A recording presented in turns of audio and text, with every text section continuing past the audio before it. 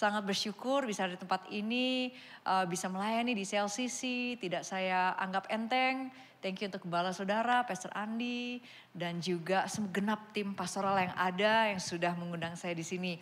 Seperti tadi diperkenalkan, saya dan suami saya, Carlo, satu, puji Tuhan satu. Anak juga satu. Saya salut sama saudara yang punya anak lebih dari satu ya. Karena punya satu saja ngurusnya luar biasa. Jadi kalau diberikan lebih dari satu dan bisa ngurus itu semua, you are amazing. Saya harus belajar dari saudara. Anak saya namanya Juda, dia usia 9 tahun. Sudah SD kelas 5 sekarang. Puji Tuhan, sangat bersyukur bisa bersama saya dengan suami melayani di gereja lokal kami di JPCC, Jakarta Praise Community Church di Jakarta. Nah, hari ini saya melanjutkan topik pembelajaran yang sebenarnya saudara semua sedang belajar. Created for good works, betul ya. Dan hari ini saya diberi topik yang secara spesifik luar biasa saudara. Saya akan bicara tentang satu hal yang kita semua suka banget. Yang adalah problem. Semuanya ketawa ya. Ada di sini yang suka problem? Oh nggak ada ya, oke. Well, kita akan belajar bersama-sama bagaimana Tuhan itu bekerja melalui banyak hal dalam kehidupan kita. Dan salah satu di mana Tuhan bekerja di dalam dan melaluinya adalah masalah yang kita hadapi di dalam hidup kita. Jadi saya tahu ini topik yang tidak ringan untuk kita bahas siang hari ini. Tapi saya berdoa keluar dari tempat ini saudara punya perspektif yang berbeda dalam melihat masalah yang kita hadapi dalam hidup ini. Amin. So I will give the title atau judul khotbah saya hari ini adalah The Gift of Pain. The gift of pain. Hadiah dari sebuah rasa sakit atau penderitaan yang kita alami dalam hidup ini. Nah bicara tentang pain saudara atau rasa sakit. Saya mau tanya satu hal sama kita semua. Apakah ada dari sini yang suka disuntik? Gak ada ya? Oh gak ada. So I'm with you. Saya bisa relate sama saudara, saudara bisa relate sama saya. Saya ingat banget waktu saya kecil. Gak tahu kalau di SD zaman sekarang seperti apa. Tapi waktu saya masih SD, saya ingat ada program imunisasi di sekolah. Ya, di sini sekarang SD masih ada ya, masih ada yang buat anak-anaknya masih SD mungkin bisa ngangguk-ngangguk juga kalau masih ada. Jadi kalau ada hari di mana diumumkan besok kita akan ada imunisasi. Lalu biasanya dikasih Milo. Ya anak-anak dipancing dengan Milo supaya mau disuntik, habis disuntik antri ambil Milo. Itu saya seneng banget kalau Milonya aja, tapi disuntiknya enggak saudara. Tapi saya ingat di hari di mana saya dikasih tahu bahwa besok akan ada imunisasi. Tiba-tiba saudara di pagi itu saya punya 1000 alasan untuk gak pergi ke sekolah.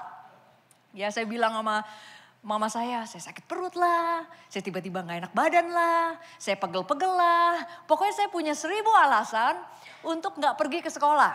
Ya. Kenapa saudara? Karena disuntik itu sakit. Semua dari kita gak suka disuntik. Kenapa? Karena sakit. Refleks manusiawi. Setiap kali kita melihat sesuatu yang bisa membawa rasa sakit, kita akan sebisa mungkin apa saudara? Kita menghindar. Kita mau avoid segala sesuatu yang membawa rasa sakit. Masalah dalam hidup ini seringkali bawa rasa sakit, rasa yang gak nyaman, yang kita gak suka. Tapi saudara pagi ini saya mau beritahu sebuah fakta sama kita semua. Bahwa yang namanya masalah dan rasa sakit itu tidak bisa kita hindari. Rasa sakit atau penderitaan adalah bagian daripada hidup ini yang kita perlu belajar untuk sikapi dengan baik. Karena kita tidak bisa menghindar dari itu. Kenapa? Jawabannya sederhana saudara. Karena kita hidup di dunia yang sudah rusak oleh karena dosa. We live in a broken world. Hurt people will hurt other people. Saudara kalau saya nggak tahu di Bandung seperti apa, tapi dengar-dengar kalau weekend mirip sama Jakarta ya. Jadi macet gitu ya. Terkadang lagi macet pun saudara nggak ngapa-ngapain. Saudara bisa ngalamin rasa sakit. Saya nggak tahu kalau di Bandung seperti apa. Saya pernah di Jakarta lagi pergi ke kantor gitu ya. Macet, nggak gerak. Mobil saya nggak bergerak. Tiba-tiba saudara, bang, spion saya ditabrak motor. Saya lagi diem aja, nggak ngapa-ngapain. Do nothing. And then my car got hit by a motorcycle. We live in a broken world. Kita ngapa-ngapain, orang lain bisa melukai kita. Di saat itu juga tiba-tiba manusia lama saya bergejolak, saudara. Rasanya saya ingin berdiri, saya ingin buka kaca, lalu ingin teriak sama orang itu. Tapi saya tiba-tiba ingat, oh saya sudah lahir baru. Akhirnya puji Tuhan Roh Kudus mengingatkan, do not do that. But that's the thing, itu fakta kehidupan. Kita tidak bisa menghindar dari penderitaan. Saya temukan ada 3 sumber penderitaan dalam hidup ini. Yang pertama adalah datang dari kesalahan. Kesalahan orang lain, seperti yang tadi saya alami. Atau bahkan kesalahan kita sendiri. Kita melakukan sesuatu yang salah, akhirnya kita harus menghadapi konsekuensi daripada kesalahan kita. Yang kedua, datang dari yang namanya situasi yang di luar kendali kita.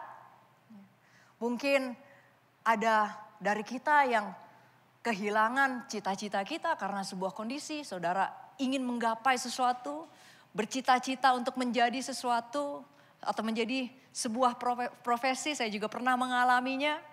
Tetapi karena situasi yang di luar kendali kita, akhirnya kita tidak bisa menggapai apa yang kita inginkan. Atau mungkin ada beberapa dari kita yang kehilangan orang yang kita kasihi. Itu adalah hal-hal yang di luar kontrol kita. Kita tidak bisa menentukan bagaimana atau kapan kita kehilangan orang yang kita sayangi. Itu hal-hal yang di luar kontrol kita. Lalu hal ketiga, selain kesalahan kita, orang lain, situasi di luar kendali kita, seringkali juga mungkin kita mengalami penderitaan karena kita menanti, bergumul, berharap, ada doa-doa, ada janji Tuhan yang kita tahu Tuhan kasih dalam hidup kita. Tetapi doa tersebut belum dijawab sama Tuhan. Kita bergumul, kita menanti, kita percaya tapi kita belum melihat. Hal-hal ini semua seringkali membuat kita mengalami yang namanya pergumulan atau penderitaan dalam hidup ini. Dan seringkali waktu kita alami ini semua, kita bertanya sebagai manusia sebuah pertanyaan. Kita berkata, Tuhan kenapa?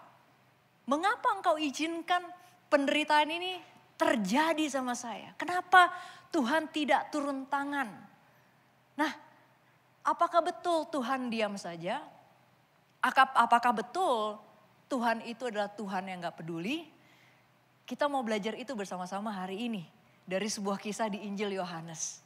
Di Yohanes 11 ada sebuah kisah di mana Yesus bersama dengan beberapa teman baiknya.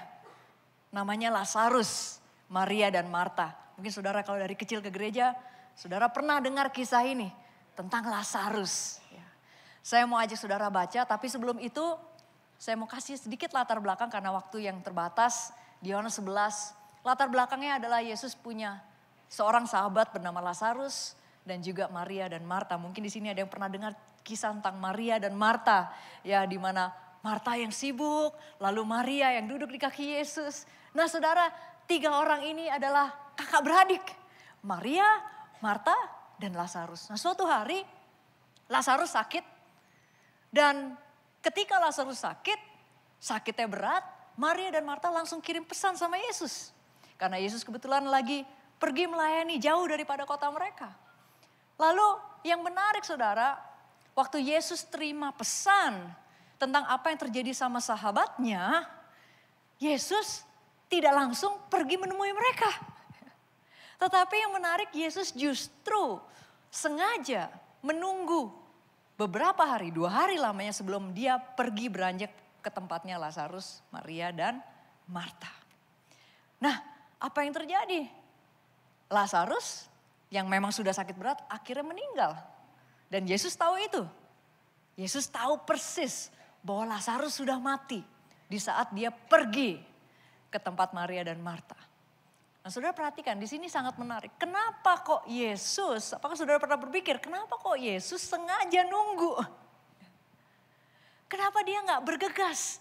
Ini adalah orang-orang yang dikasihinya. Mereka bestie saudara. Ya. Kalau saya dengar bestie saya sakit, di saat itu saya akan pergi. Tetapi Yesus sengaja, firman Tuhan katakan dia sengaja gak pergi. Dia sengaja tunggu. Dan sewaktu Yesus sampai, Lazarus itu sudah 4 hari meninggal, saudara. Firman Tuhan catat, 4 hari dia sudah dikubur. Kenapa kata 4 hari itu menjadi penting? Sedikit konteks juga buat saudara, latar belakang. Di tradisi Yahudi, mereka percaya bahwa ketika orang meninggal baru 3 hari, itu masih mungkin untuk dibangkitkan. Jadi mereka percaya bahwa roh orang yang meninggal itu masih melayang-layang di seputar orang yang meninggal itu. Jadi artinya masih ada harapan untuk dibangkitkan. Tetapi begitu hit hari keempat, saudara. That's it. No more hope. Tidak akan ada lagi harapan, saudara. You see, Maria dan Marta percaya bahwa Yesus itu bisa lakukan mujizat. Bisa, karena mereka sudah menyaksikan Yesus melakukan banyak mujizat. Nah, tapi Yesus sengaja tunggu Maria dan Marta mengalami hari keempat. Hari di mana mungkin Maria dan Marta diuji imannya. Konteks ini penting karena supaya kita ngerti apa yang kita baca. Saya mau lihat, ajak saudara baca Yohanes 11 ayat 32. Kita mau lihat respon Maria waktu Yesus sampai di rumah mereka, di tempat mereka. Dikatakan seperti ini, waktu Maria sampai di tempat Yesus berada dan melihatnya, dia langsung tersungkur dan bersujud di depan kaki Yesus lalu berkata, perhatikan, Tuhan, kalau engkau ada di sini sebelumnya, saudara saya pasti tidak meninggal. Sekarang setelah tahu konteksnya, kita bisa ngerti perasaannya Maria. Dia bilang, if only you were here yesterday. Kalau aja kamu sampai di hari ketiga, masih mungkin buat Lazarus untuk dibangkitkan. Tapi hari ini kamu sampainya, there's no more hope. Tuhan, kenapa gak lebih awal datang? Bukankah kadang-kadang itu yang kita bilang sama Tuhan? Waktu masalah yang kita hadapi, kita anggap sudah tidak ada harapan. Kadang-kadang kita bilang gitu sama Tuhan. Tuhan, if only kamu datang lebih awal. If only kamu engkau dengar doaku lebih awal. If only kamu bertindak lebih cepat. Mungkin dan mungkin. We say that to God. Terkadang seperti Maria, kita lihat situasi kita, masalah kita. Kita anggap Tuhan terlalu terlambat dan tidak mungkin untuk menolong kita. Nah saudara, yang menarik, di tengah-tengah kemanusiaannya Maria, ini yang menjadi respon Yesus. Yang menurut saya sangat menguatkan. Di ayat 33 dikatakan seperti ini. Waktu melihat Maria dan orang Yahudi yang datang bersamanya menangis, Yesus pun merasa sangat sedih dan bersusah hati. Dia bertanya kepada Maria dan Marta, di mana kalian menguburkannya? Dan mereka menjawab, mari ikutlah Tuhan dan lihat sendiri. Lalu perhatikan saudara, Yesus menangis. Wow, saya sangat in awe waktu baca firman ini. Karena Yesus tidak menghakimi Maria. Dia gak bilang sama Maria, Mar tenang aja lah. Bentar lagi dia juga bangkit. Ya, ngapain sih nangis? Ya. Dia gak bilang gitu sama Maria. Dia berempati sama Maria. Dia ikut menangis. Dia ikut ambil waktu untuk bareng-bareng sama Maria, sama Marta, sama orang-orang lainnya yang lagi bersedih hati. Untuk bersama sama mereka dan berempati. Sharing their care and burdens. Pelajaran pertama yang kita bisa hadapi atau pelajari dari perikop ini adalah bahwa di tengah-tengah penderitaan kita, Yesus itu selalu hadir. Dia selalu hadir di dalam masalah yang kita alami. Dia tidak datang seperti Tuhan yang mau menghakimi saudara. Dia gak akan datang sama saudara dan bilang, oh you're a Christian. Kenapa kamu ngapain kamu? No. Dia datang, dia hadir, dia ada sama-sama saudara. Dia ngerti tangisan saudara, dia ngerti susahnya. Ketika saudara lagi ngalamin semua proses yang saudara perlu alami.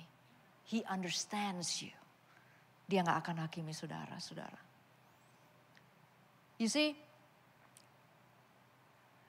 menurut saya sangat menarik bagian ini. Karena sebagai pembaca Injil, kita tahu kisahnya selesainya bagaimana ya. Tapi untuk jadi Maria dan Marta di saat itu, kita bisa rasakan bagaimana perasaan mereka. Saudara, saya bersyukur. Saya baca firman ini dan menjadi kenal Tuhan seperti apa yang kita sembah. Saudara bersyukur punya Tuhan yang mau hadir dan berempati sama saudara di tengah-tengah kehidupan ini yang memang tidak mudah. Kehidupan tidak mudah saudara.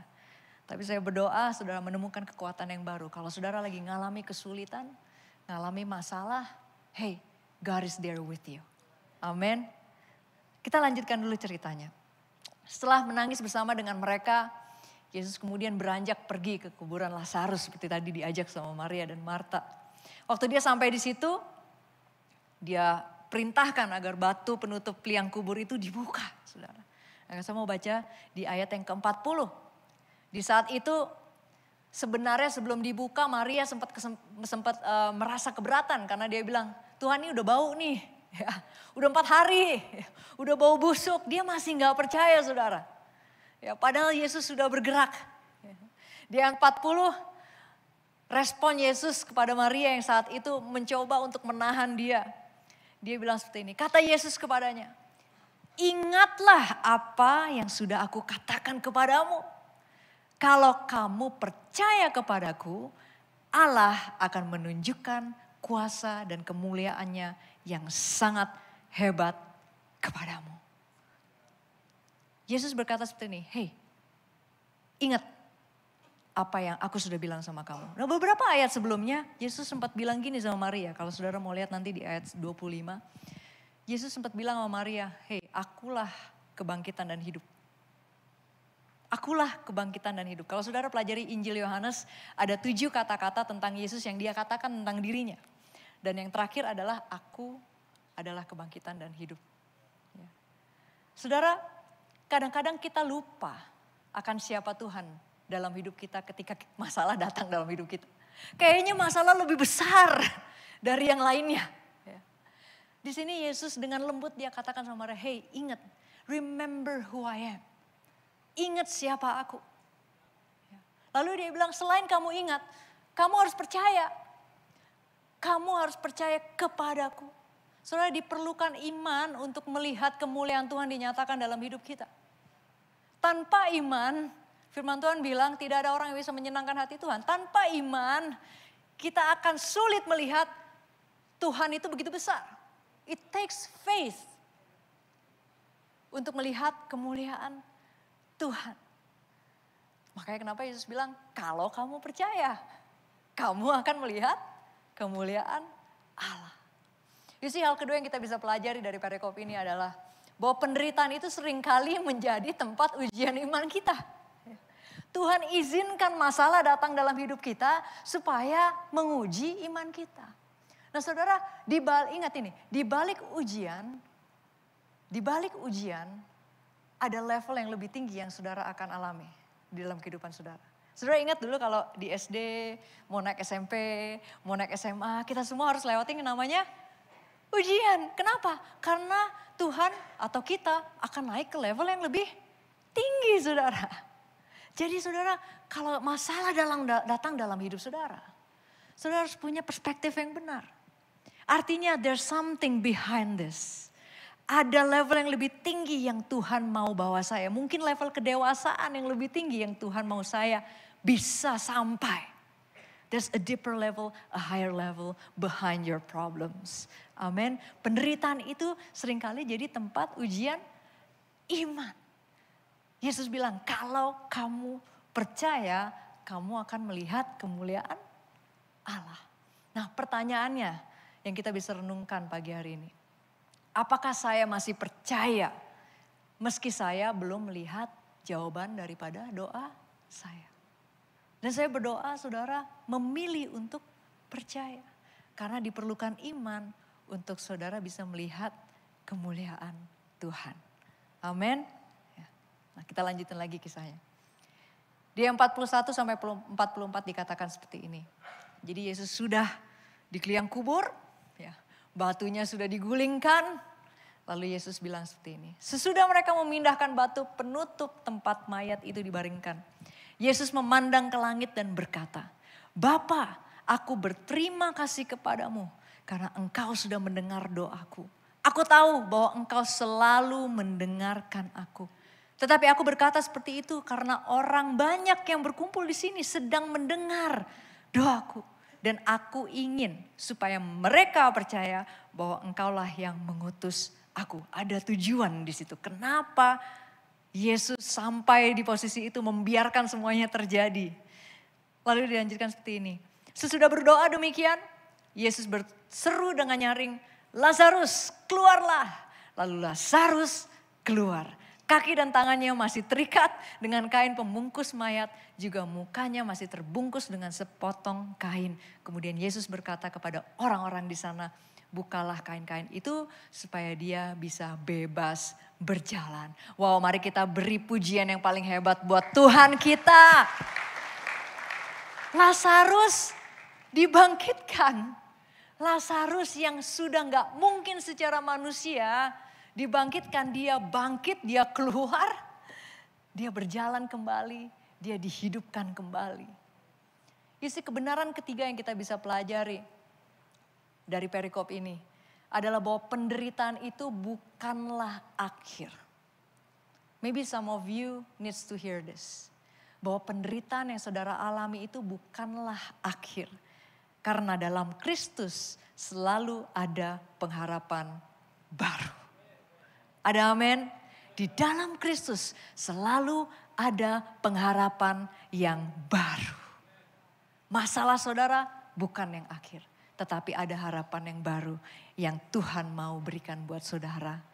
Saudara pernah gak sih saudara merasa curious ya, tertarik untuk mengetahui kenapa sih kok Yesus mengizinkan ya Lazarus untuk ngalamin kematian secara fisik. Why? Bagi saya simple.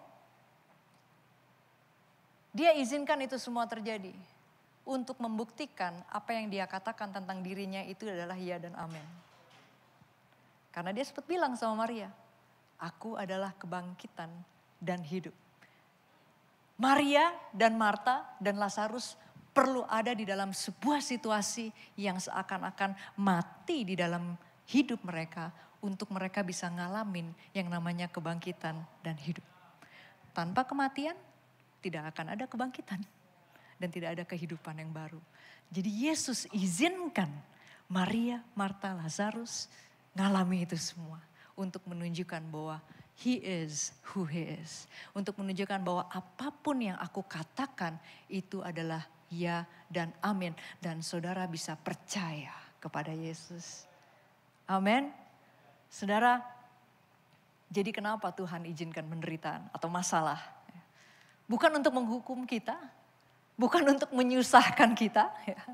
Tetapi supaya melalui masalah itu kita bisa menceritakan kebaikan, kebenaran dan kemuliaan Tuhan di dalam hidup kita. Artinya apa? Artinya setiap penderitaan yang kita alami dalam hidup ini memiliki tujuan. It has a purpose. Kalau hari ini saudara merasa hidupku kacau, my life is a mess. Hey, kalau saudara percaya Tuhan bisa bekerja, Tuhan adalah kebangkitan dan hidup, He will turn your mess into a message. Dia akan ganti kekacauan yang saudara alami dalam hidupmu menjadi sebuah cerita, sebuah kisah yang luar biasa. Yang tidak akan hanya membangkitkan diri saudara, tetapi semua yang ada di sekitar saudara akan melihat dan menyaksikan kemuliaan Tuhan. Bahwa Tuhan yang saudara sembah adalah sungguh Tuhan yang hidup. Dia adalah Tuhan yang sanggup membangkitkan apapun yang mati, yang kelihatan mati dalam hidup saudara. Mungkin keuangan saudara, mungkin pernikahan saudara, mungkin hubungan saudara. Apapun itu Tuhan sanggup untuk hidupkan kembali. Amin. Because He is resurrection and life. Amen. Wow, come on. Somebody give praise to our God. Come on. God is good. God is good. Ya. Saudara, setiap penghiburan yang telah kita terima itu bisa jadi penghiburan buat orang lain. Kekuatan buat orang lain. Amin. Satu ayat terakhir. Ayat yang kita baca tadi bersama-sama. 2 Korintus 1 ayat 3-4. Dikatakan terpujilah Allah. Bapa dari penguasa kita Kristus Yesus. Bapa yang penuh belas kasih. Dan selalu, gak pernah never, selalu menguatkan kita. Dialah yang menguatkan kami sehingga kami sanggup menghadapi setiap penderitaan. Dengan begitu, ini tujuannya. Dengan begitu kami pun bisa menguatkan orang lain yang juga mengalami berbagai penderitaan. Mereka dikuatkan ketika kami bersaksi tentang cara Allah menguatkan kami. Amin. Gak ada satu pun chapter kehidupan kita yang sia-sia di mata Tuhan. Termasuk chapter waktu kita ngalamin penderitaan. Karena setiap chapter itu akan jadi sebuah kisah yang luar biasa. Yang Tuhan pakai untuk bisa memberkati orang lain. Amin. Pertanyaannya hari ini adalah, apakah saudara bersedia jadi saluran penghiburan buat orang lain? Apakah saudara bersedia? Saya sangat diberkati dengan ceritanya Pak Tony tadi. Dia bilang, kenapa udah umur 68 ya, udah berusia tetap mau melayani Tuhan. Karena dia sadar bahwa hidupnya itu bukan untuk dirinya sendiri. Dia sadar setiap berkat yang Tuhan alirkan dalam hidupnya adalah untuk memberkati orang lain. Dan pada akhirnya orang lain bisa memuliakan nama Tuhan. And I pray, dan saya berdoa CLCC, that's the kind of spirit, ya, semangat seperti itulah yang kita carry kemanapun Tuhan utus kita untuk pergi. Di kota Bandung, I love the name of this church, City Light, ya, terang bagi kota ini. Saya berdoa CLCC, jemaat di tempat ini menjadi terang. Di komunitas saudara, di keluarga saudara, di tempat kerja, kuliah, bisnis saudara, jadi terang dimanapun saudara ditempatkan. Amin. Jadilah saluran berkat buat orang lain. Jadilah penghibur buat orang lain. Kalau hari ini saudara bilang, saya lagi baik-baik aja, saya gak lagi menderita pastor. Great, kamu bisa jadi saluran penghiburan buat orang lain yang lagi menderita. Ya. Tapi kalau hari ini saudara lagi ngalamin kesulitan, lagi ngalamin masalah, ingat Tuhan selalu hadir dalam penderitaan saudara. Amin. Diperlukan iman untuk melihat kemuliaan Tuhan. Amin saudara. Waktu itu catatan saudara, saya selesai berkhotbah, mari kita hampiri Tuhan. Terima kasih Tuhan. Kami mengucap syukur Tuhan untuk firman yang sederhana yang kami boleh dengar pagi hari ini Tuhan. Kami tahu bahwa Engkau tidak pernah meninggalkan kami. Engkau selalu hadir, Engkau tidak menghakimi kami atau menghukum kami. Tetapi Engkau ada untuk menguatkan kami, untuk menopang kami, menghibur kami Roh Kudus. Berdoa untuk firman Tuhan ini menjadi benih yang tertabur dalam hidup kami. Berakar kuat, bertumbuh, berbuah lebat Tuhan. Sehingga siapapun Tuhan yang ada di hidup kami boleh menyaksikan betapa hebatnya Tuhan yang kami sembah. Terima kasih Tuhan. Dan saya tergerak untuk berdoa bagi saudara yang mungkin hari ini merasa saudara sedang terhimpit, saudara merasa doa saudara tidak kunjung dijawab, saudara merasa lelah. Saudara perlu jamahan Tuhan. Dimanapun saudara berada, saudara boleh angkat tangan saudara. This is just between you and God. Tuhan, kau lihat setiap tangan yang terangkat Tuhan. Kau tahu cerita mereka melebihi dari siapapun di dunia ini Tuhan. Hamba tahu bahwa Engkau gak pernah meninggalkan mereka. Dan hamba berdoa, Roh Kudus kau jamah mereka. Kau kuatkan mereka. Beri mereka hikmat. Di mana hikmat diperlukan. Berikan mereka damai sejahtera yang melampaui segala akal manusia Tuhan. Sehingga mereka boleh merasakan ada kekuatan dan sukacita dari Tuhan. Mereka keluar dari tempat ini sekalipun masalah belum selesai. Mereka tahu bahwa mereka berjalan dengan kekuatan yang baru. Berdoa untuk breakthrough in Jesus name. Di dalam apapun yang mereka sedang gumuli Tuhan. Percaya tangan Tuhan gak pernah gagal. Dan Engkau tidak pernah terlambat. Terima kasih Tuhan untuk jalan keluar yang sudah Engkau berikan Tuhan. Dengan cara-cara yang mungkin melebihi pikiran kami sebagai manusia. Terima kasih Tuhan. We know that you are faithful. Engkau adalah Allah yang setia. Dan berdoa untuk semua jemaat di tempat ini. Yang hari ini sedang kuat Tuhan.